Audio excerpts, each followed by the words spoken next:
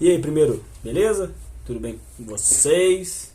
Tô eu aqui, cabeça raspada. Eu mesmo raspei, ó, dá pra ver até o fundo do cucuruto. Tranquilão com vocês? Então, olha só. Aula passada, nós fizemos uma introduçãozinha à Idade Média, né? Eu lembro que eu comentei com vocês sobre aquelas divisões de alta e baixa, pra gente tomar cuidado. O termo Idade das Trevas, como que é um termo errado e não pode ser utilizado, né? E basicamente isso, né? Então, olha só, essa aulinha, então, vocês terão essa videoaula, esqueminha para copiar no caderno também, para completar o conteúdo, atividade pelo Google Sala de Aula, tá? Então, essa atividade do Google Sala de Aula é para responder por lá, ok? Porque por lá eu consigo pontuar, eu consigo ver quem está fazendo, quem não está fazendo, e eu vou sempre colocar um prazo, beleza? Então, hoje que vocês estão assistindo esse vídeo, vai até 11... Bota até meia-noite, tá? Até 11h59, beleza? Então até 11h59 vocês têm um prazo para fazer essas atividades minhas, beleza? Depois de passar esse prazo, não adianta, vai chegar para mim como atrasado ou senão nem dá para fazer, tá? Mas então, né?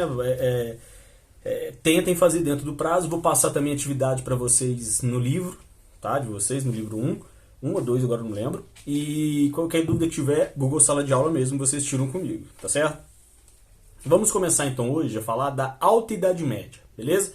Fizemos a introduçãozinha, falei para vocês que primeiro nós tivemos a Alta Idade Média, que vai do século V ao século X, depois veio a Baixa. Então vamos começar falando pela Alta Idade Média, ok? Então olha só, só fechar aqui, computador, tem umas páginas, não tem nada bem aberta. Olha só. Quando eu falo de Alta Idade Média, eu estou falando do período de auge do feudalismo, tá certo? O que foi o feudalismo? O feudalismo foi uma forma de vida, cultural, social, econômica da época, política também a gente pode falar, baseada na terra, na agricultura, tá? No poder dos senhores feudais, ou seja, dos donos dessas terras. No trabalho servil, que é isso? Aquelas pessoas que dependiam desse senhor feudal e dependiam dessa terra para sobreviver e pagavam uma série de impostos para esses senhores feudais, beleza? E olha só, nós vimos sobre os bárbaros já, eu comentei com vocês, lembram disso? Os romanos chamavam todas aquelas pessoas que não faziam parte do Império Romano. Se eu não falei, a gente vai comentar agora, então olha só.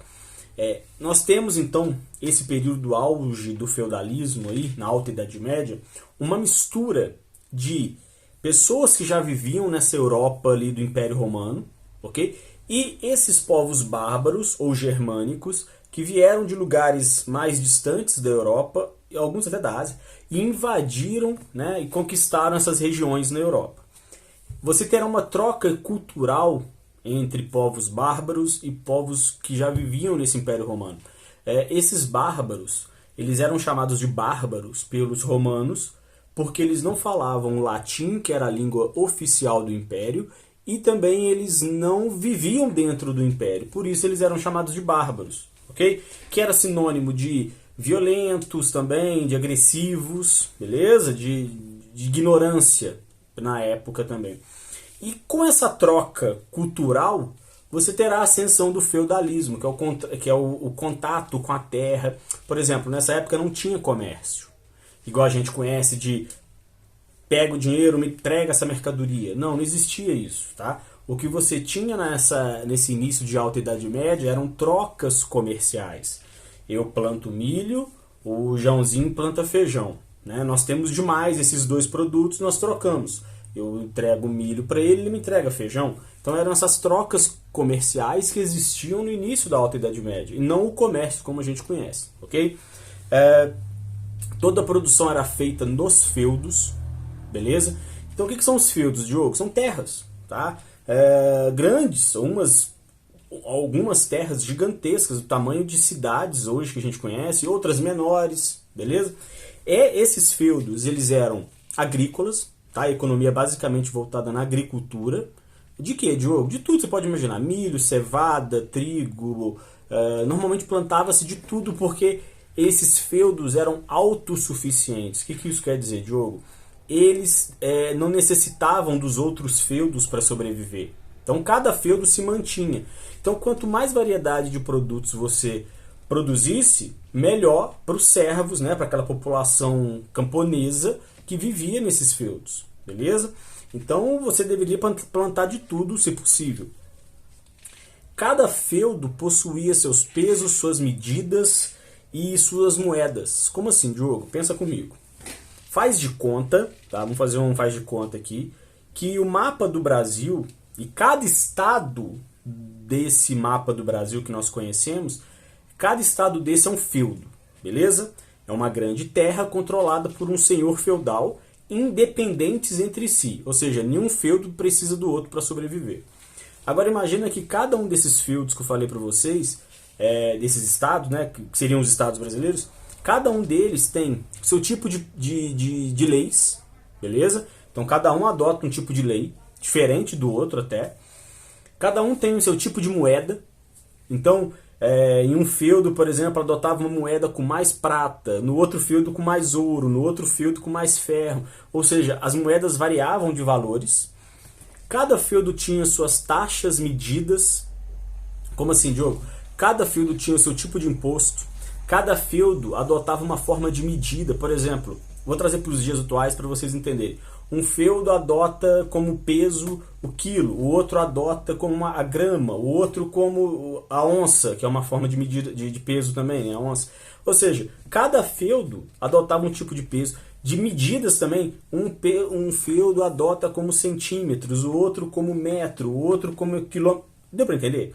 Então, era complicado para fazer comércio nessa época.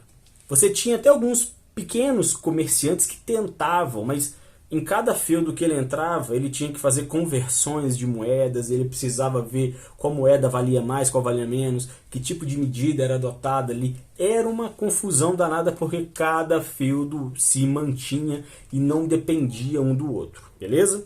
Seguindo, aguinha. Quase afoguei, peraí. Todo feudo era dividido em 3 partes, chamados também de mansos. O que é isso, Diogo? Mansos eram as regiões dentro do feudo. Você tinha o manso servil, o manso senhorial e o manso comunal. O que é isso?